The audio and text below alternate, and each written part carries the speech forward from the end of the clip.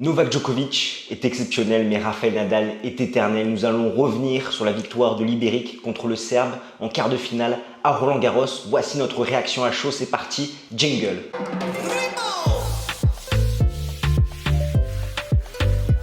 Salut les talkers, j'espère que vous allez bien. Moi c'est Constantin et bienvenue sur Game Stand Talk. J'aide les passionnés de tennis comme vous à décrypter l'actualité de la petite balle jaune. Alors si c'est quelque chose qui vous intéresse, n'hésitez pas à smatcher le bouton pour vous abonner.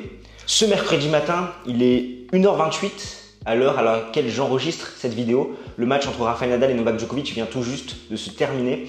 Étant donné que je suis encore dans l'euphorie du résultat et de la rencontre à laquelle nous avons assisté, je te tourne cette vidéo pour réagir à chaud un petit peu sur ce qui s'est passé dans ce match. Parce que oui, Rafael Nadal s'est imposé contre Novak Djokovic en night session, en quart de finale à Roland-Garros en 4-7, 6-2, 4-6, 6-2.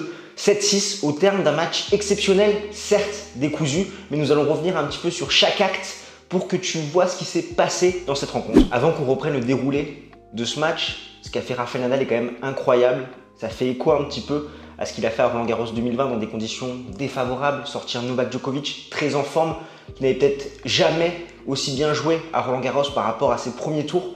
Le ramener comme ça sur terre, c'est fort, surtout quand on regarde un petit peu la physionomie de ce match qui était entre la version de Roland-Garros 2020 et celle de Roland-Garros 2021. Et finalement, cette fois-ci, à la fin, en 4h10, ça a tourné en faveur de l'Ibérique et non du Serbe comme il y a un an. Si on reprend le scénario de ce match, Rafael Nadal remporte le premier set 6-2 et il a tout simplement fait une masterclass tactique pour faire déjouer Novak Djokovic. Je l'avais dit dans ma preview, pour que Rafael Nadal domine Djokovic, il devait se montrer le plus agressif possible et ce, très rapidement dans l'échange pour dominer la filière courte, ne pas laisser son adversaire installer son jeu. Également, utiliser le coup droit longue ligne pour empêcher le coup droit court croisé de Novak Djokovic de faire son effet. Et surtout, s'il était isolé côté revers, ce qu'a essayé de faire Novak Djokovic dans ce premier set, la réplique, c'était de faire un revers longue ligne assez bombé sur le revers de son adversaire ou un slice pour vraiment ne pas faire que son adversaire s'installe avec son coup droit court croisé. C'est exactement ce que Rafael Nadal a fait en étant ultra agressif, 12 coups gagnants, 6 fautes directes. Ça a été assez incroyable ce premier set où il a montré tout de suite ses intentions face à un Novak Djokovic sonné.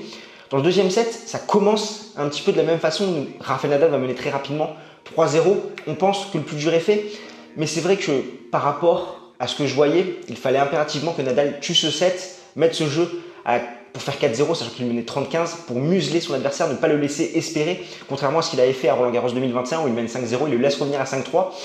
Et finalement, Nadal a perdu un de ses breaks d'avance, puis deux, et Novak Djokovic a pris ce set 6-4 où Rafael Nadal, avec 2-3 erreurs, l'a totalement relancé. On a vu un Novak Djokovic qui a beaucoup plus avancé dans le terrain, qui a pris la balle beaucoup plus tôt, côté revers, également qui a dicté les échanges avec son coup droit, qui a pu utiliser son coup droit court croisé pour faire mal à Rafael Nadal, qui subissait et qui s'est mis à reculer, à repartir dans ses travers, en manque de confiance sur son service. Et finalement, il jouait son coup droit uniquement dans la diagonale côté revers, il n'osait plus attaquer longue ligne, il jouait de façon très courte et Novak Djokovic s'est régalé à avancer, à faire ce pas supplémentaire pour prendre la balle tôt et priver de temps son adversaire. Sachant que le coup droit de Novak Djokovic entre le premier et le deuxième set, ça fait plus 4 km/h, alors que celui de Rafael Nadal, c'est moins 8 km/h. Donc on a vraiment eu une inversion de dynamique, un petit peu comme on avait pu l'avoir à Roland-Garros 2021, où c'est Novak Djokovic qui s'est montré le plus agressif et qui finalement a fait mal à Rafael Nadal et a su remonter alors que le set était très mal embarqué. Le troisième set, ça fait 6-2 pour Rafael Nadal. On a clairement une baisse d'intensité chez les deux joueurs. On sent que ça commence à tirer.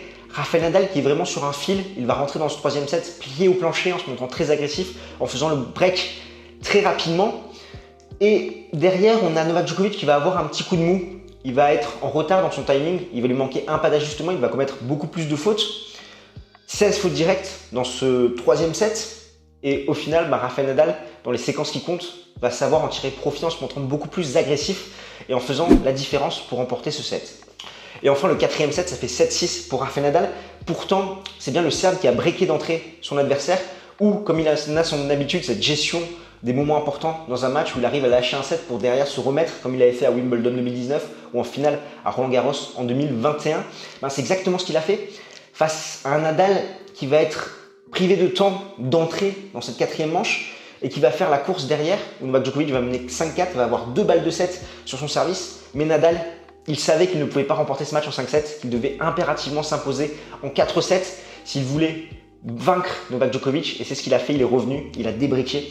C'est quand même un bon set de la part de Rafael Nadal qui a fait un tennis pourcentage 74% de première balle, quand même seulement 8 points perdus sur son service. Donc c'est vrai qu'il a ce premier jeu où il se fait breaker face à un très bon Novak Djokovic et après il va vraiment maîtriser le tie-break d'une main de maître, on va le sentir, en remettre une couche en se montrant beaucoup plus agressif, en faisant mal à son adversaire. Sur la fin, il a deux doigts de se faire remonter, mais il va faire la différence alors qu'à partir du troisième set, il était vraiment sur un fil, on le sentait physiquement, c'était compliqué, il allait beaucoup plus à la faute, il se frustrait, on le sentait beaucoup plus vulnérable, mais également Novak Djokovic qui a eu ce coup de mou dans le troisième set, et Nadal qui a su gérer les temps chauds, en remettre quand il fallait dans ce quatrième set. Donc c'était vraiment incroyable de la part de Liberic qui s'impose en 4-7 comme je te le disais, 6-2, 4-6, 6-2, 7-6 contre Novak Djokovic pour la 59e rugissance. Au niveau des statistiques, ça fait 3 aces pour Nadal, 71% de première balle, 65% de réussite derrière, 60% derrière sa seconde balle, 57 coups gagnants, 43 fautes directes. Et Novak Djokovic, c'est 5 aces, 68% de première balle, 64% de réussite derrière sa première balle. Et là où ça a pêché, c'est au niveau de sa seconde balle, seulement 42% de points gagnés derrière, 48 coups gagnants, 53 fautes directes. Et c'est vrai que ce match-up, depuis quelques rencontres entre les deux hommes sur terre battue, est ultra intéressant parce que Rafael Nadal, lui, il doit se montrer le plus agressif possible contre le Serbe, dominer la filière courte. Et c'est prendre l'initiative le plus rapidement possible dans l'échange. Il doit ne pas se faire isoler. Côté revers, notamment en faisant un revers bombé long de ligne sur le revers de Novak Djokovic ou un petit slice pour se dégager du coin et derrière avoir son coup droit long de ligne pour justement empêcher Novak Djokovic de mettre en place son coup droit court croisé. Donc varier les hauteurs sur le revers de son adversaire, casser cette diagonale dès qu'il le peut. Et lui, Novak Djokovic, c'est vraiment dicter les échanges, se montrer agressif avec son coup droit comme il l'a fait dans le second set pour isoler Rafael Nadal sur son côté revers et derrière avoir plusieurs options pour gagner le point sur le côté ouvert ou dans le contre-pied, notamment avec une amortie ou avec un coup droit dans la zone ouverte ou derrière rejouer dans le contre-pied.